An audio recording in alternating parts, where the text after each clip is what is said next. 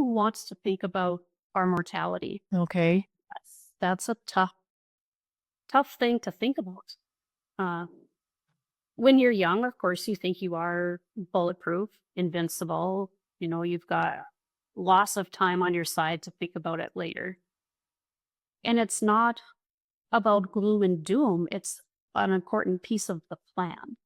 Right. If something awful were to happen to you in a very high risk industry, then what? Mhm. In the States, if you don't have your own will, the state has one for you. You will Not what. dispersed according to North Dakota Century Code. And that may or may not be your wishes. Mhm. That could be the end of your operation. What is your recommendation to the family in terms of how to resolve the conflict to keep moving forward? I think the number one thing is, especially if you have maybe a family member that has come into the family who is not from a farm background, Non-farm background. what they see, their reality is not the true reality of what is happening in that operation. There needs to be some education done on, look, yes, this is a $1.2 million combine, but there's debt on it, or we need this, you need X, Y to get Z, and they may not understand that. Why would they? If they don't grow up with it, why would you know that? You don't. It's just educating on what the operational cash needs to make this operation profitable are. Welcome to the Farm Family Harmony podcast. I'm Elaine Fraze, Farm Family Coach, here with another episode full of transition tips, tactics, and sometimes hard truths to get harmony on your farm.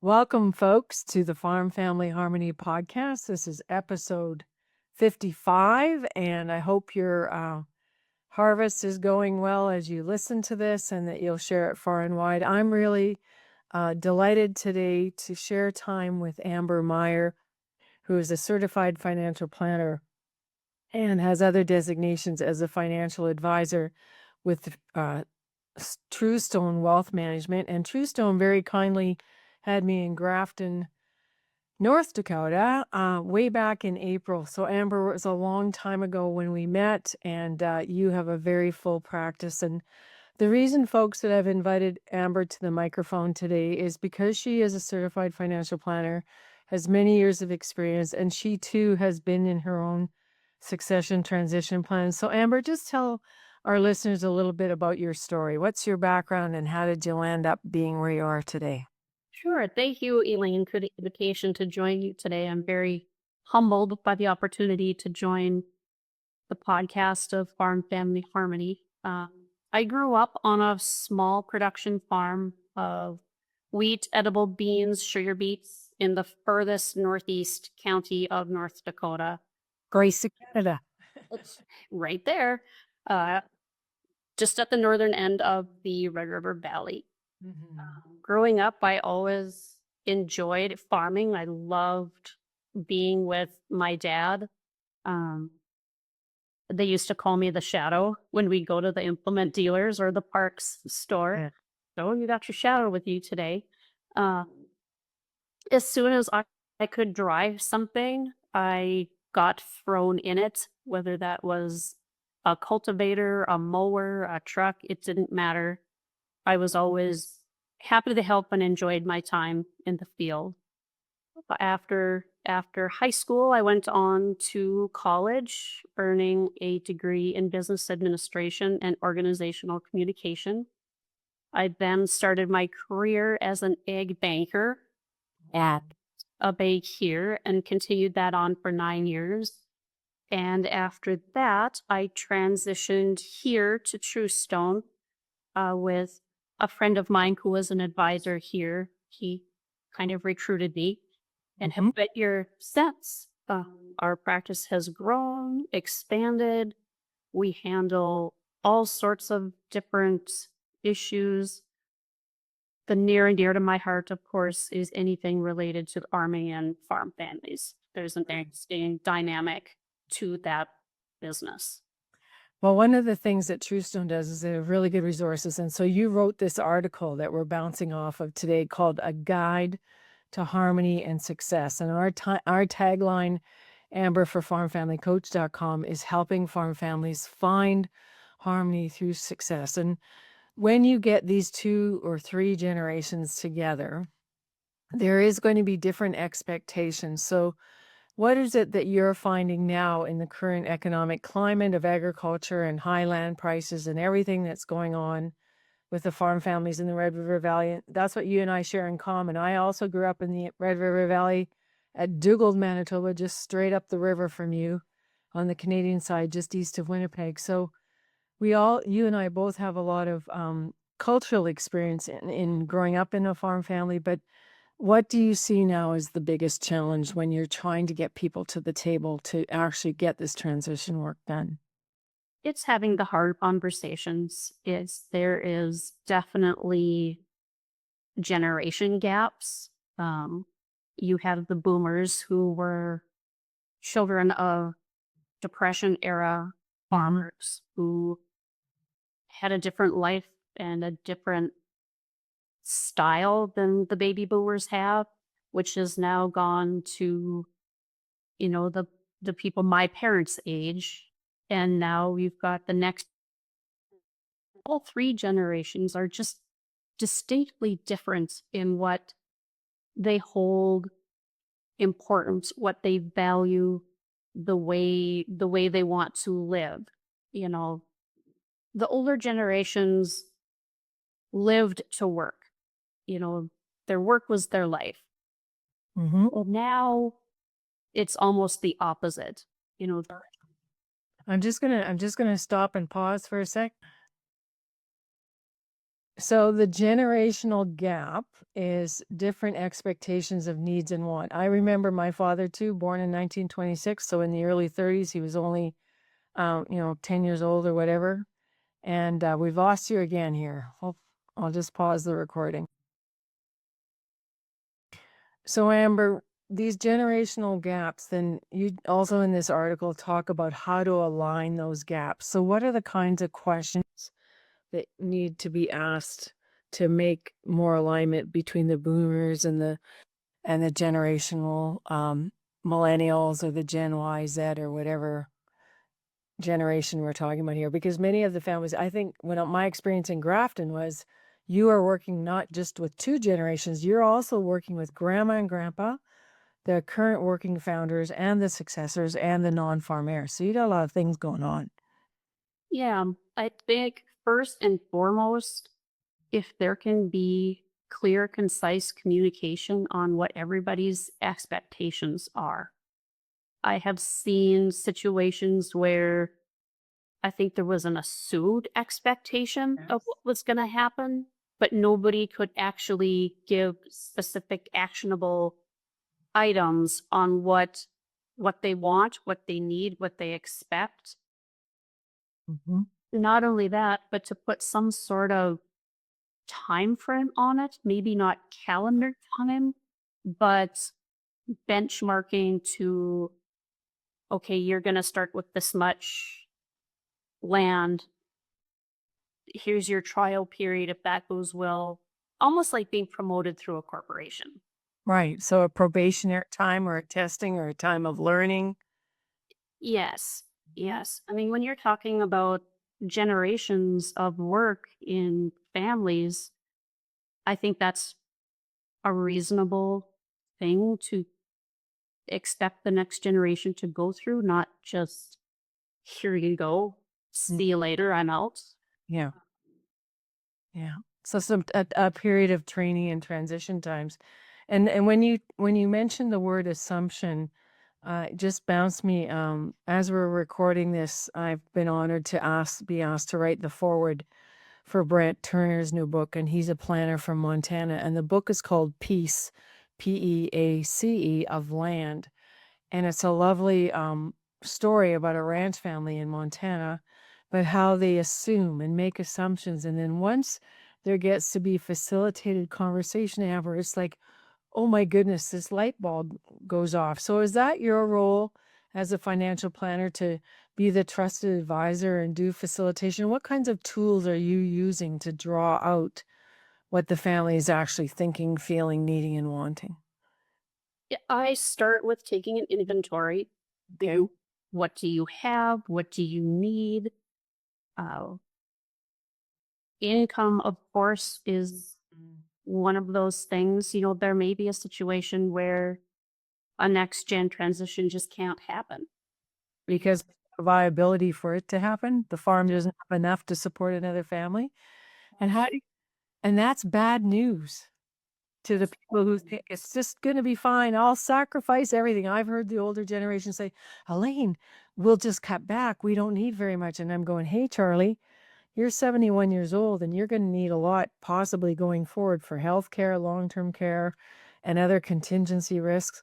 So how do you do that process, Amber? After you've done the inventory of assets and look at the cash flow, how do you determine? Because that's key, and that's why I wanted to have this conversation with you, is because when I do workshops on finding fairness in farm transition, which you witnessed, my first question is, who is getting income from this farm and who has personal wealth?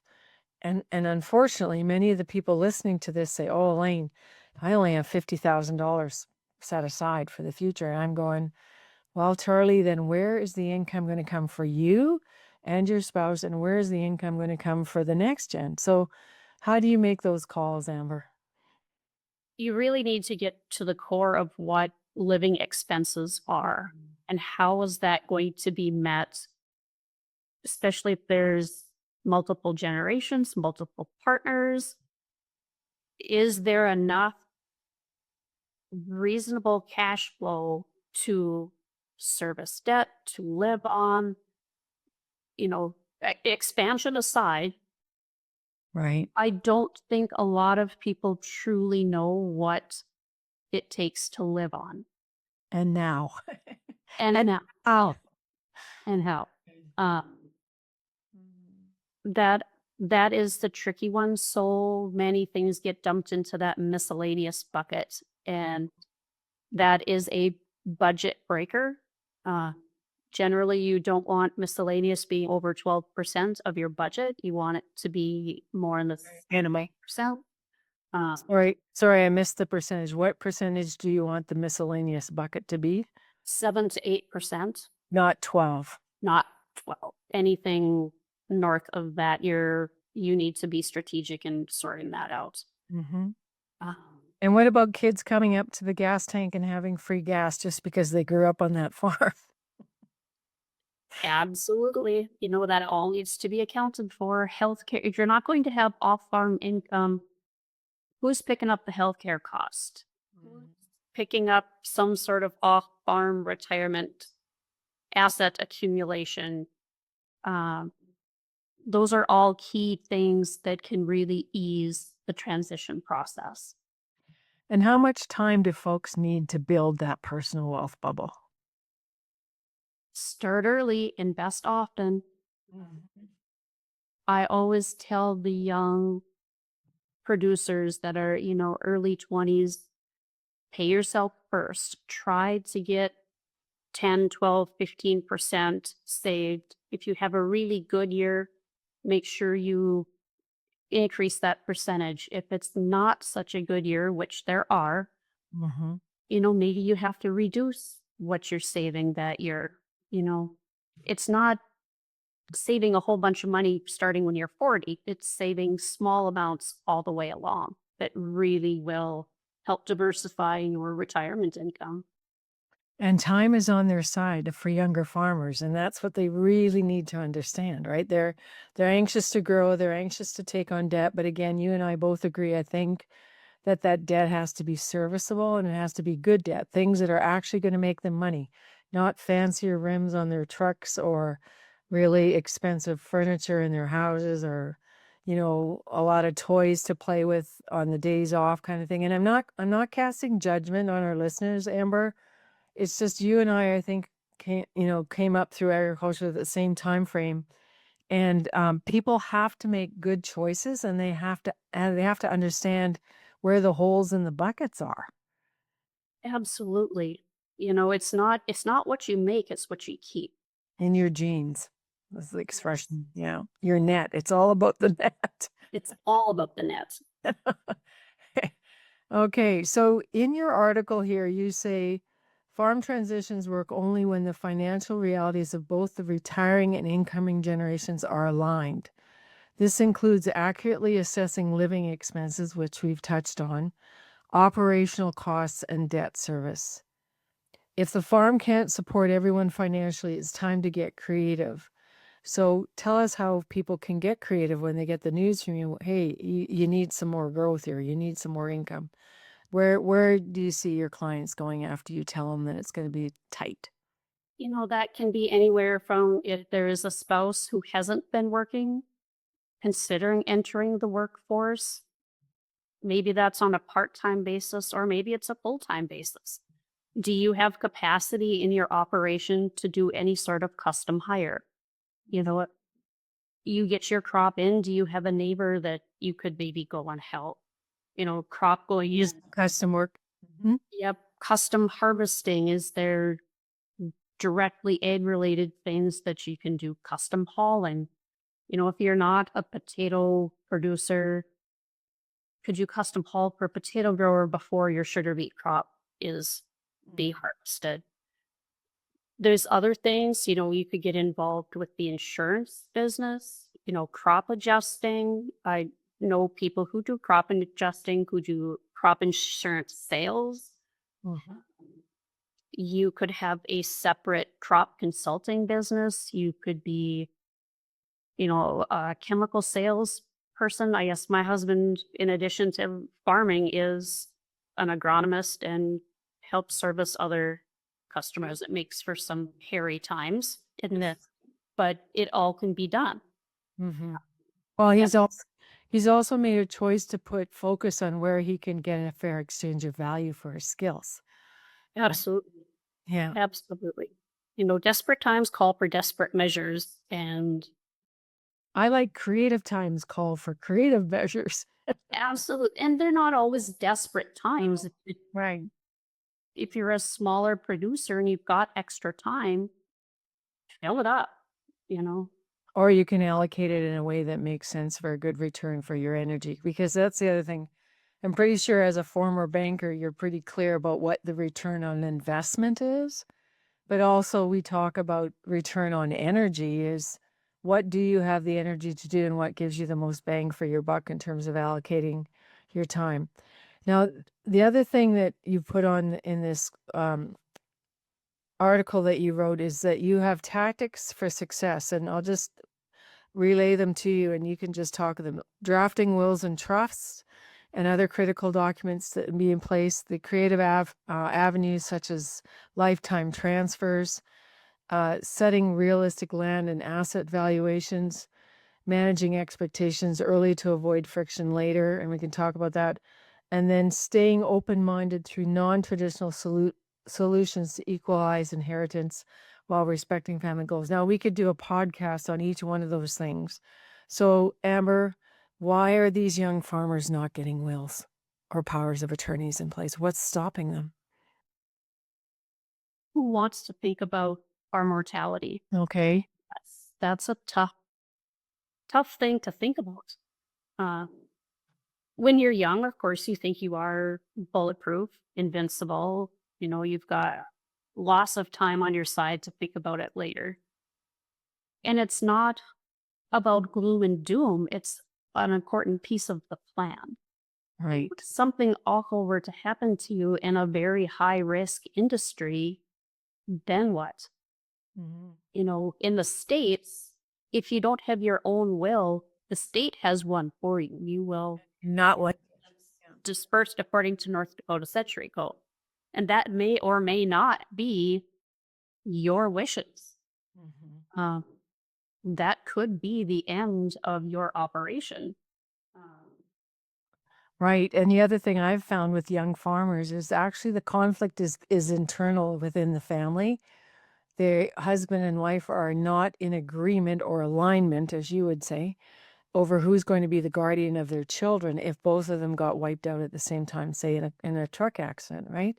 So there's internal conflict and avoidance of making these documents in place just because you haven't had conversations with who would take care of your children or who should be the executor of your estate. So just a shout out to everyone listening. Every time I do coaching of a family, I meet one or two members of said family who have a lot of assets, don't think they do, and yet still don't have a will. And I say, you're 50 years old and you still don't have a will? So please put that on your to-do list. Lifetime transfers, talk about that a little bit. Trusts, Amber. I know that you're in the US and I'm in Canada, but I don't think that many families understand a lot about trusts and what other creative solutions there are. So do you want to just speak to that briefly? Sure. Trusts are, especially if you are a high net worth family, an incredibly powerful tool to help reduce estate settlement costs, family conflict later, helping manage current income taxes. And they don't have to be overly cumbersome. You could still have a fairly simple plan using trusts in an intelligent, effective way. The key is finding an attorney that you can relate with, that you can trust, that understands agriculture, Mhm. seeking out that person to give you the not only the how to get it done, but the why, to actually Yes. put numbers to here's what you will pass on without a trust and what you're going to give to the IRS. Here's what we can pass on using those documents. And I want to give a shout out to Steve Ekman, who was in Grafton, who is a really good ag lawyer there and was also sponsoring me to come and speak. And I've had other people from other states reach out to him just to see within his network in the upper Midwest who he would recommend. Katie Samples Dean in Montana, Nebraska is another good person. And Brent Turner, who wrote the book Peace and Land of Land, also has good examples. So anybody who's listening to this podcast who's looking for a good ag lawyer, start asking around or ask me, and I'll send you to the closest person wherever you're located that I can help you with. And in Canada, I have a very large network of trusted advisors that through the Canadian Association of Farm Advisors that we like to use as well. The point that you make in your article, Amber, about setting realistic land and asset valuations, managing expectations. I have been on TikTok saying a farm is not a piece of pie. You cannot split it into four equal pieces if you have four children, one farming and the three not. So tell us more about setting realistic asset valuations and managing expectations. How do you help the family manage those expectations? Is it expected that this farm continues? I would say 9 times out of 10, all the children and the parents would say, yes, we want to see the legacy continue. The hard part is okay, but what about me? Right. You know, maybe because you are living in Denver, you know, it isn't a pie that can be split up. If there's somebody who has been an avid saver and there are other assets that are off farm, that makes it easier. You can use tools such as life insurance. You can, if there's second homes involved, there are other ways you can do it without eroding The the farm asset. operation. Do you also use in Canada? We have a company here called 337.ca that works with high net farms using a corporate life insurance premium and a loan back to the corporation to 10x the wealth and get more farm financial liquidity. And that's not my wheelhouse. I just have seen it work on several high net worth farms that I've been coaching. I'm curious, Amber, there's a lot of tools that you have access to within the financial industry that people don't know about unless they ask. And that's part of what we are being paid to do, is to bring those tools to the table. They're not free. No insurance is free. It's everything is a trade-off. It really is to the heart of what is important. I think if any individual exiting their operation couldn't wave a magic wand and have their wish, yes, everybody would be treated exactly equal. That just isn't the reality. So let's also jump on that. Things aren't free, but I also say you get what you pay for, and when you enlist an advisor. So as an advisor for TruStone, are you a fee for service planner, or do you get your fees paid for by your commissions? I am basically fee based on the complexity of the plan. How many entities are we looking at? How many families are we looking at? The investment management side is also largely fee based. Uh, Not to say that we don't have other accounts that aren't, Right. but it's really trying to find the relationship that is going to work with the client. Right. What is their experience? How savvy are they? What's their financial literacy? Where are they at? Really trying to tailor the service and the relationship to what they truly need and want. Right. And so and that's crafted in a way that meets the exact unique needs of the client you're sitting across the table from. I have personal experience lately of farmers doing transition, and Darren Shoresby, who's with 337.ca, says, Elaine, farmers are experiencing a huge amount of invoice fatigue. So, Amber, they're afraid of coming to you and expecting to pay, let's say, $10,000 or whatever for certain pieces of professional advice and help and things that you do. And then they get a surprise with the invoice. And I'm pretty sure that TruStone, you will give people a quote. You'll be very clear with them what their investment will be for your services, and that there will be a fair exchange of value.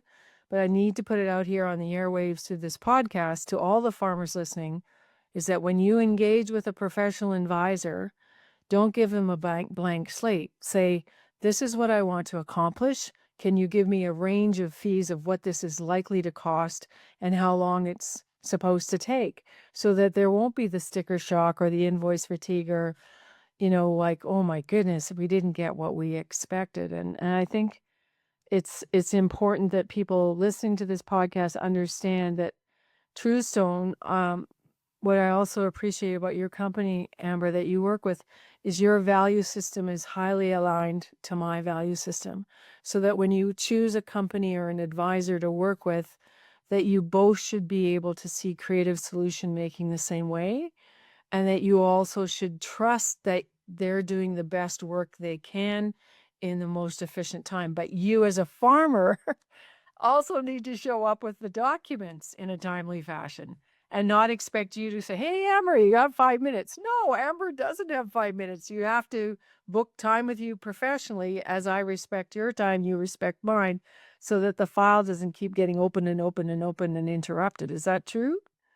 It is. That is the number one, first and foremost place that I start a conversation is, what are you wanting to get out of this?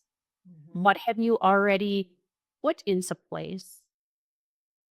Here is your range for what you're wanting. Here is your fee range.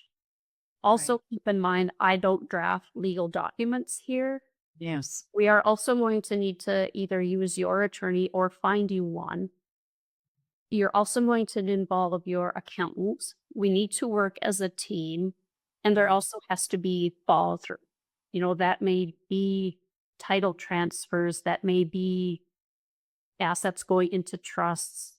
It has to be very clear on the front end What's going to happen? what's going to happen, because I don't want to get into a whole tax plan with somebody when they're saying, no, no, no, I don't want tax planning. I want something else. And they're disappointed. Their expectation hasn't been made, and then they're going to get a bill on top of it. Right. We don't want that. We want 100% transparency. Well, and when you get that transparency through really expert facilitation, and people understanding how to help people get to the table in the first place, who do you typically have as the driver on the family side, Amber? So is it the daughter-in-law? Is it the mom? Who do you typically see as the one who wants to get the affairs and documents in place the most? Who's the driver of the process on the family side? This is coming from my experience only. Generally, it is the middle generation, the male of the middle generation who is now has been farming from their parents and is now handing off to their children. Um, and thankfully, in my professional experience, 4 out of 5 times, everybody is on the same page. It's just a matter of navigating what is going to make the most sense. Right. And you and I um, also understand that when there's more conflict and when the trust goes down, the cost goes up. I think that's a book by Stephen Covey called The Speed of Trust. Things cost more money, take more time. And so when you see conflict brewing, what is your recommendation to the family in terms of how to resolve the conflict to keep moving forward? I think the number one thing is, especially if you have maybe a family member that has come into the family who is not from a farm background, Non-farm background. what they see, their reality is not the true reality of what is happening in that operation. There needs to be some education done on, look, yes, this is a $1.2 million combine, but there's debt on it, or we need this, you need X, Y to get Z, and they may not understand that. Why would they? If they don't grow up with it, why would you know that? You don't.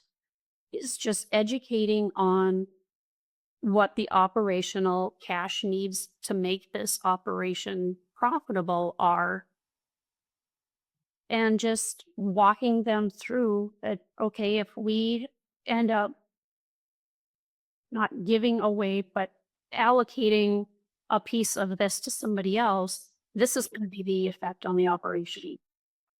I also think that that's what you're also talking about is financial transparency, which is what I call it when we're talking about finding fairness in farm transition. And I've had many senior founder men, farmers say, "Oh, Elaine, I don't want her to know about these things because then I think she'll expect too much." And I go, "Charlie, honesty is the best practice. And you also need to define what confidentiality is so that when you are talking about the cash flow, the debt servicing, the asset valuation of the farm business, yes, you have a multi-million-dollar business, but you have very tight cash reserves or cash flow or ability to service debt. And that's, I think, my agreement with you totally, Amber, around the whole family living piece. Because I do texting when I do my seminars, and people, I ask them point blank, I say, how much do you need to spend on it? And in Grafton, I think I had people maybe as low as $40,000-$50,000 a year for family living and as high as 200,000. That's a pretty big range for farm families. So everybody's situation is unique, but I then again want to do a shout out to our listeners. Please don't make assumptions over what information people are lacking. Ask them, what do you need to know about this farm to help you better understand what we're trying to accomplish? And don't cut spouses out of the conversation, because a strong family foundation in my books is like two horses pulling together in the same direction. But if one horse feels like they're not equally hooked up or they're going backwards or a different direction, you are totally not going anywhere. Correct? Correct. And sometimes it isn't that the spouse is excluded. No. Sometimes it's they are absolutely zero interested. Right. And that's I think Amber, from all the families that you have advised and all of the people I have coached, that's the new reality in agriculture, where I hear young women saying, Elaine, I married him. I did not marry the farm. I don't care about being involved in the farm. And that separation of boundaries, which again can be argued with any therapist you go to, how healthy, whether it's a healthy boundary or an unhealthy boundary, I think is causing a lot of angst and confusion for families that want to keep moving this process forward. So, Amber, if you were to leave the families listening to this with your one thing, what's the one thing that they can do that would be most helpful today to get people to the table to align these generational goals so that they are going to create a plan that flows forward into the future? What's the most important thing for families to do? Communicate, communicate, communicate. 3 things. Communicate transparency on numbers, transparency on expectations, on time frames. If you cannot talk to each other, it is not going to end well. And there have been legal battles, and it gets very expensive very quickly. So on that happy note, if people want to find you, what's the fastest and easiest way to find you? We'll put it in the show notes, but just go to TruStone Wealth Management. What's the best way? Either way, TruStoneWealthManagement.com. You can email me at amber.d.meyer@ampf, or you may call our office at 701-352-1217, or of course, refer to Elaine's website and podcast.